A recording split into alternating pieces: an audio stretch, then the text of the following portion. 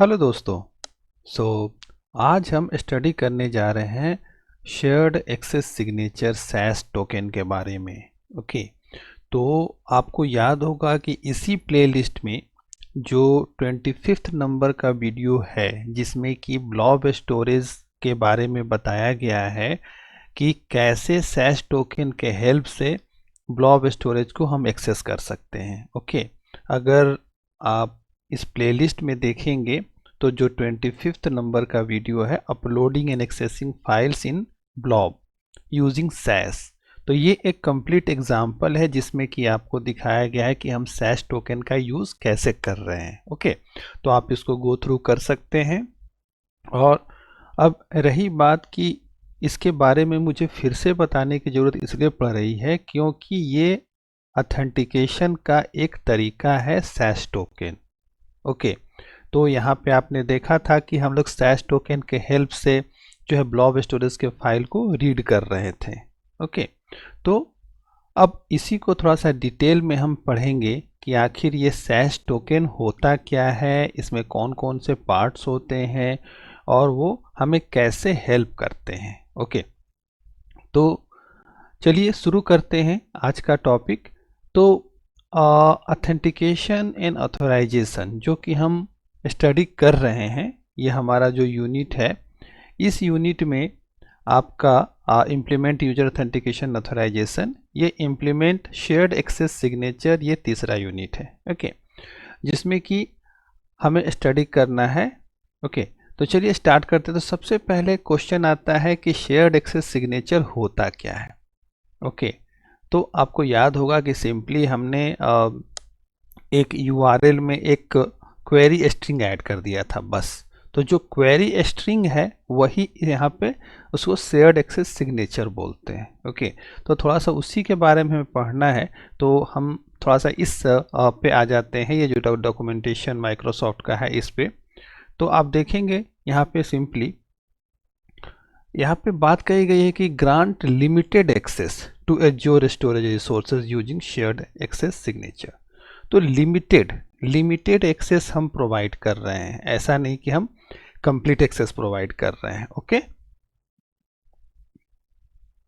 तो यहाँ पर आप देखेंगे इसके बारे में कहा गया है कि यह शेयर्ड जो एक्सेस सिग्नेचर सैस जो है ये प्रोवाइड करता है secure delegated access to resources in your Azure storage account. Okay, तो इसके यूज से you have granular control over how work client can access your data. तो आप ग्रेनुलर लेवल पे ये कर सकते हैं कि आपका जो डेटा है वो डेटा क्लाइंट कैसे एक्सेस करेगा। ओके, तो जैसे कि यहाँ पर तीन चीज़ें दी गई है, तीन पॉइंट है। Okay, what resources the client में एक्सेस, मतलब कि एक्सेस टोकन के हेल्प से कौन सा रिसोर्स क्लाइंट एक्सेस कर सकता है, किस तरह का परमिशन उस रिसोर्स पे है, रीड राइट अपडेट डिलीट किस चीज़ का परमिशन है, किस टाइप का परमिशन है ये, और साथ ही साथ ये कितने टाइम तक वैलिड रहेगा, मतलब टाइम की वैलिडिटी। तो ये तीन चीज़ें होती हैं, यही तीन चीज़ें मिलकर के बनाती हैं कंप्लीट सैस टोकन। ओके, अभी हम एग्जाम्पल में भी देखेंगे कि सैस टोकन में कौन कौन सा पार्ट होता है। तो फिलहाल हमने यहाँ पे केवल ये जाना कि सैस टोकन है क्या। ओके, अब देखिए सैस टोकन जो है एक्चुअल में ये तीन तरह का होता है। एक होता है user delegation SAS, service SAS और अकाउंट सैस। तीन तरह का ये होता है, तीन कैटेगरी का होता है। अगर आप तीनों में देखेंगे तो तीनों में डिफरेंस है।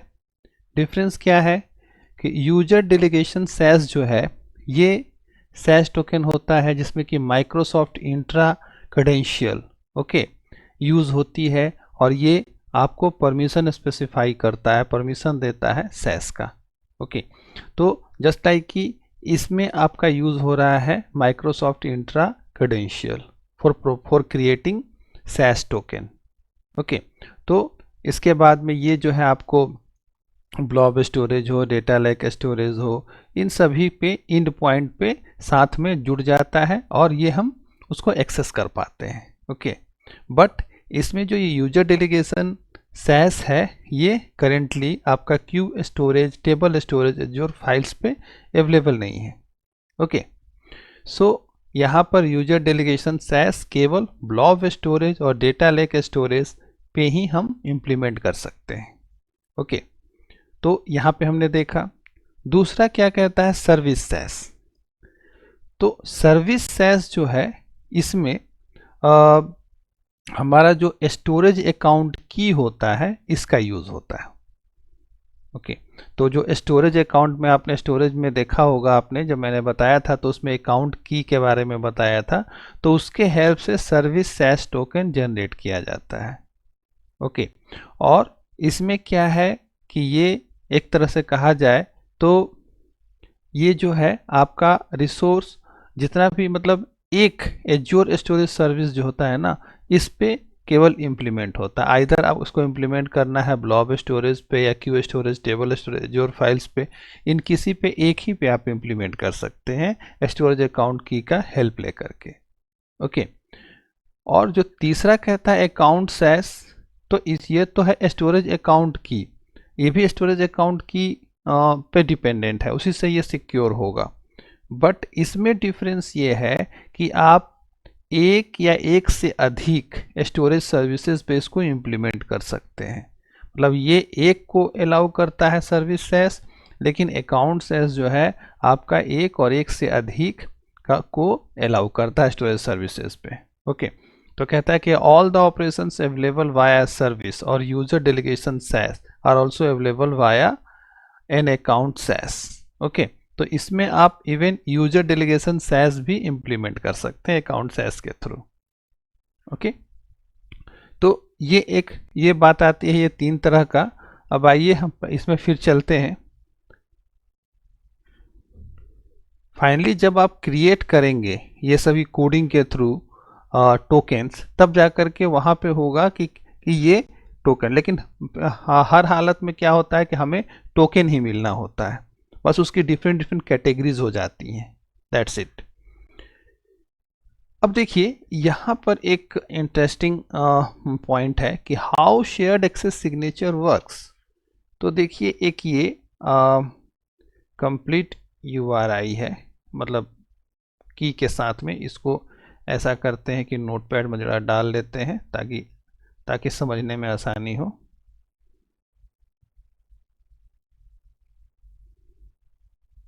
थोड़ा सा फॉन्ट बड़ा कर देते हैं।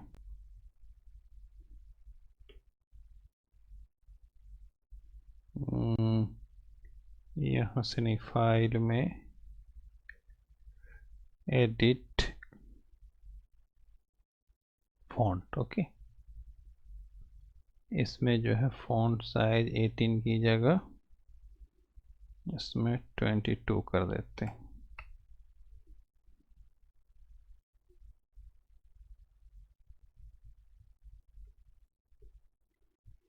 अब देखिए यहाँ पर ये कंप्लीट क्वेरी स्ट्रिंग शुरू हो रहा है यहाँ से। ओके, तो क्वेरी स्ट्रिंग, तो ये आपका हो गया ब्लॉब स्टोरेज का URL, ये कंप्लीट URL जिसमें कि क्वेश्चन मार्क दे करके ये क्वेरी स्ट्रिंग जोड़ा गया है। इसमें भी क्या क्या, ये पूरा का पूरा आपका टोकन हो गया, सैस टोकन। ओके, अब इसमें कौन कौन से कंपोनेंट हैं, तो देखिए यहाँ ये यहाँ से कटा हुआ है, यहाँ पे हम डाल देते हैं। फिर उसके बाद में यहाँ पर एक है, इसको ले लिया। फिर इसके बाद में ये यहाँ पर है, और फिर आपका यहाँ पर है, इतने सारे। तो देखिए अब इसमें क्या है, SP, ST, SC, SPR और SR, ये कीवर्ड्स हैं जिससे कि हम कुछ प्रोवाइड कर रहे हैं। ये क्या है, इसको समझने के लिए यहाँ पे देखिए आप, ये जो चार्ट बना हुआ है इस चार्ट में आते हैं हम। ठीक, SP = R, मतलब ये बताता है आपका कि किस टाइप का एक्सेस राइट है। अगर यहाँ A होता तो ऐड होता, C create, D delete, L list, R read, W right. तो ये डिफरेंट टाइप का जो आपका एक्सेस राइट है ये बताता है। दूसरा जो हमारा ST था, ST ये बताता है the date and time when access start, ये कब स्टार्ट हुआ। ओके, इसके बाद एसी जो है ये बताता है क्या है कि कब ये इंड होगा। ओके, मतलब ये इन दोनों के बीच में ये वैलिडेशन हो गया कि इतने टाइम तक के बाद में एक्सपायर हो जाएगा। तो ये स्टार्ट टाइम डेट आपका टाइम हो गया और ये इंड टाइम हो गया। ओके, उसके बाद में नेक्स्ट जो था एसवी ये बताता है कि version of the storage API, कौन सा वर्जन का स्टोरेज एपीआई यूज किया हुआ है। तो इसमें अगर हम देखेंगे तो यहाँ पर देखेंगे एस आर, और एक और इसमें है, अच्छा इसको मैंने ब्रेक नहीं किया, इसको भी ब्रेक कर देते हैं। ठीक है, तो बी ये बताता है क्या है कि यहाँ पर कि ये आपका सबसे पहले S V the version of storage, तो एस वी इसमें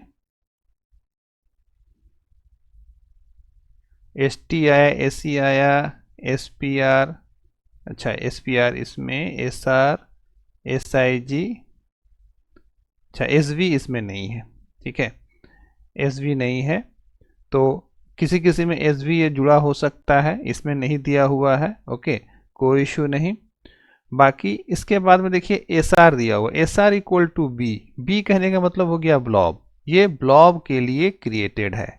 तो आपको रिसोर्स कौन सा रिसोर्स है, रिसोर्स पता चल गया, कितने देर करना है, किस टाइप का एक्सेस है भी पता चल गया। और फाइनली जो ये एस आई जी है, ठीक है, ये आपका क्रिप्टोग्राफी सिग्नेचर है। तो ये क्रिप्टोग्राफी इसमें यूज़ की गई है और इसी सिग्नेचर के हेल्प से आपको जो है जो भी एपीआई या जो भी स्टोरेज है उस पे आपको राइट्स मिलेगा। ओके, तो ये आपका एक तरह से कह सकते हैं कि ब्रेक डाउन है आपका सैश टोकन का। सैश टोकन को समझने के लिए हम इन सभी कंपोनेंट पे देख सकते हैं। ओके, अब देखिए सैश टोकन समझने के बाद अब फिर आता है हमारे पास कि सैश टोकन को यूज़ करने के कुछ बेस्ट प्रैक्टिसेस भी हैं। ओके, तो क्या बेस्ट प्रैक्टिसेस है, तो यहाँ पर देखिए ये आपको 5 पॉइंट दिए हुए हैं। To securely distribute a SAS and prevent man in the middle attack always use HTTPS। Okay, आप अब मान लिया टोकन है, तो टोकन को मतलब सिक्योर करने के लिए और सिक्योरली एक्सेस हो इसके लिए HTTPS ही यूज़ करना चाहिए, ये तो जग जाहिर है अब। ओके, अब देखिए इसके बाद नेक्स्ट क्या कहता है कि Microsoft secure सैश is a user delegation सैश। Okay, use it wherever possible because it removes the need to store your storage account key in code. You must use Microsoft Entra ID to manage credentials. Okay, so यहाँ पर जो है कि अगर आप एक तरह से कहते क्या है कि आप अगर यूजर डेलीगेशन सैश यूज़ करते हैं तभी आपका माइक्रोसॉफ्ट इंट्रा आईडी क्रेडेंशियल ले करके या आपको बेनिफिशियल है कि आपका टोकन बनाए, तो वो सही है, तो उसी को यूज़ करना चाहिए। ओके, अब वो डायरेक्ट आप टोकन यूज़ करते हैं तो उस केस में वो सिक्योरिटी इशू हो सकता है। ओके, तीसरा क्या कहता है कि आपको एक्सपायरेशन टाइम कम से कम रखना चाहिए। ठीक, कम रखिए ताकि अगर बीच में अगर कोई एक्सप्लॉयट करना चाहता है तो बहुत छोटे टाइम के लिए करे, आपका ज़्यादा लॉस ना हो। Okay, apply the rule for minimum required privilege, मतलब जो भी है ऐसा नहीं कि आप एकदम सारा प्रिविलेज दे दीजिए, मिनिमम से मिनिमम प्रिविलेज दीजिए यूज़र को। ओके, जितना कि उनको वर्क की ज़रूरत है, अगर उनको रीड करना है तो रीड ही दीजिए, रीड राइट देने की ज़रूरत नहीं है। तो ये एक्सेस मैनेजमेंट करना पड़ेगा। और फिर क्या कहता है, there are some situations where SAS is not the correct solution. हाँ, तो अब सैश कहाँ पे इशू क्रिएट करता है, ठीक है, जब आपके पास एक तरह से कहा जाए लार्ज अमाउंट ऑफ डेटा है, और जब लार्ज अमाउंट ऑफ डेटा है तो उस सिचुएशन में उसको एक्सेस करने के लिए क्या है कि आप सैश का यूज़ करेंगे तो उस सिचुएशन में क्या होगा कि आपका एक्सपेंसिव हो जाएगा। ओके, इसीलिए एक चीज़ और है कि अब वो तो अलग बात है, एक और ये है कि सैस जो कि अब करेक्ट सॉल्यूशन नहीं होता है कभी कभी, इसीलिए क्या करना चाहिए कि एक मिडिल टायर सर्विस भी हमें रखनी चाहिए जो कि यूजर के एक्सेस को मैनेज करे। ओके, तो मिडिल टायर रखेंगे तो अब क्या होगा कि वो अगर कोई यहाँ से इसको ब्रेक भी करता है तो मिडिल टायर में वो फंस जाएगा, वो आगे नहीं जा सकेगा। तो ये कुछ बेस्ट प्रैक्टिसेस हैं जिसको यूज करना चाहिए सैस टोकन इंप्लीमेंट करते समय। ओके, अब देखिए नेक्स्ट चलते हैं। अब कहता है क्या है कि कब यूज करना चाहिए शेयर्ड एक्सेस सिग्नेचर। तो जनरली हम यूज कर रहे हैं किस लिए शेयर्ड एक्सेस सिग्नेचर? रिसोर्स को एक्सेस करने के लिए, परमिशन देने के लिए। ओके, तो यहाँ पर दो तरह के आर्किटेक्चर के बारे में डिस्क्राइब किया गया है कि एक आर्किटेक्चर ये है कि आप बीच में, मतलब आपका अगर ये यूज़र है और ये आपका माइक्रोसॉफ्ट एज्योर स्टोरेज है, ओके, तो बीच में आप एक फ्रंट एंड प्रॉक्सी सर्विस लगा दीजिए। तो उससे क्या होगा कि यहाँ से कोई अपलोड डाउनलोड डेटा जाएगा तो ये प्रॉक्सी सर्विस से चेक होगा, उसके बाद ही ये एज्योर स्टोरेज में जाएगा। ओके, या आएगा, दोनों, बोथ ट्रैफिक। तो यहाँ पर आपका front end proxy service use होगा। लेकिन क्या है कि जब हमारे पास लार्ज अमाउंट ऑफ डेटा होगा, हाई वॉल्यूम ऑफ ट्रांजैक्शन होगा, तो और या इसको स्केलिंग करनी पड़ेगी, तो इस सिचुएशन में ये एक्सपेंसिव हो जाएगा और काफ़ी डिफिकल्ट भी हो जाएगा। ओके, यही अनदर वे क्या है कि एक लाइट वेट सर्विस ऑथेंटिकेशन, ठीक है, ये कहता है ठीक है आपको एक सर्विस प्रोवाइडर जो आपने रखा है, ठीक है, वो आप रखो। ओके, जो कि सैस प्रोवाइड करेगा, जो सैस का टेक्निक के बारे में कह रहा है।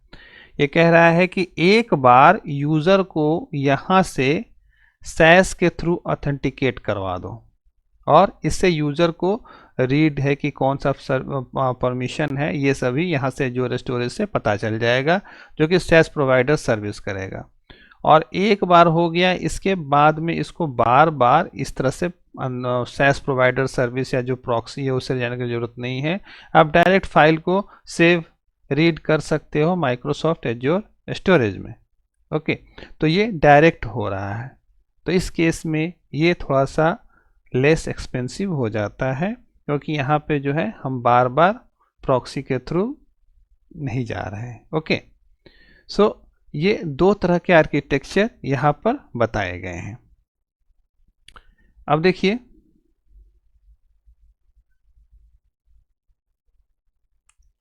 अब यहाँ पर कुछ दिया हुआ है एडिशनली, जैसे लाइक कि SAS is required to authorize access to the source object in a copy operation in certain scenario. ठीक है, कि जब हम कॉपी कर रहे हैं उस टाइम भी सैस की जरूरत पड़ती है। कब? जैसे कि आप एक ब्लॉब को दूसरे ब्लॉब में आप कॉपी कर रहे हैं जो कि दो डिफरेंट स्टोरेज में है, तो वहाँ पे आपको सैस की ज़रूरत पड़ेगी। ओके, दूसरा कि आप एक फाइल को दूसरे फाइल में कॉपी कर रहे हैं डिफरेंट स्टोरेज में, तो वहाँ भी सैस की ज़रूरत पड़ेगी। और जब आप कॉपी कर रहे हैं ब्लॉब या फाइल को, या फाइल या ब्लॉब को, ओके, आप कॉपी कर रहे हैं जो कि क्या कहते हैं, सेम सोर्स हो, ठीक है, SAS authorize access to the source object even if the source and destination object resides within the same storage account. अगर सेम स्टोरेज अकाउंट में भी है तो भी वहाँ पे सैस की ऑथराइजेशन की ज़रूरत पड़ती है। ओके, तो ये हमने देखा कि कॉपी करते समय सैस की जरूरत कहाँ कहाँ किस लेवल पे पड़ती है। अब देखिए इसमें है, नेक्स्ट है हमारा स्टोर्ड एक्सेस पॉलिसीज। ओके, तो यहाँ पर अगर हम पॉलिसी की बात करें तो पॉलिसी जो है ऐसे तो कोड के थ्रू भी क्रिएट कर सकते हैं आप पॉलिसी को, ठीक है, और एक तरह से सैस टोकन जनरेट हो गया। लेकिन बीच में अगर आप पॉलिसी इंप्लीमेंटेड रखते हैं, ठीक है, मान लिया कि एक्सेस राइट किसी का मतलब कोई यूज़र इस टाइप का होगा तो उसका रीड से ज़्यादा नहीं होगा, ये यूज़र केवल इतने टाइम के लिए लॉगिन कर सकते हैं। तो इस टाइप की पॉलिसी आप डिफाइन कर सकते हैं। ओके, सो ये जितने blob container, file servers, queues है, टेबल है, ये सारे जो हैं पॉलिसीज़ को सपोर्ट करते हैं। और इसको क्रिएट करना हो तो क्रिएट करने के लिए simple few line of codes हैं जो दिए हुए हैं, जिसके जिसके यूज से आप इजी वे में पॉलिसी को क्रिएट कर सकते हैं, ड्रॉप कर सकते हैं, डिलीट कर सकते हैं, मॉडिफाई भी कर सकते हैं। ओके, तो ये छोटा सा कोड था, इसलिए इसमें ज़्यादा कुछ मैंने बताया नहीं कि टोकन कैसे जनरेट, यहाँ पे पॉलिसी कैसे जनरेट होगी। बाकी हमने एग्जाम्पल के तौर पे अगर देखना चाहते हैं तो सैश टोकन के लिए हम जा सकते हैं और इस प्लेलिस्ट के वीडियो नंबर 25 को रेफर कर सकते हैं। ओके, सो दोस्तों आशा है कि आपको समझ में आया होगा। ओके, सो इस पर प्रैक्टिस कीजिए, कोई क्वेश्चन आता है तो आप कमेंट में दीजिए। ओके, सो उसको मैं ज़रूर जवाब दूंगा। और अगर आपको ये वीडियो अच्छा लगा हो तो कृपया करके लाइक कीजिए, शेयर कीजिए, सब्सक्राइब कीजिए। ओके, सो मिलते हैं अगले टॉपिक के साथ नेक्स्ट वीडियो में, तब तक के लिए थैंक यू।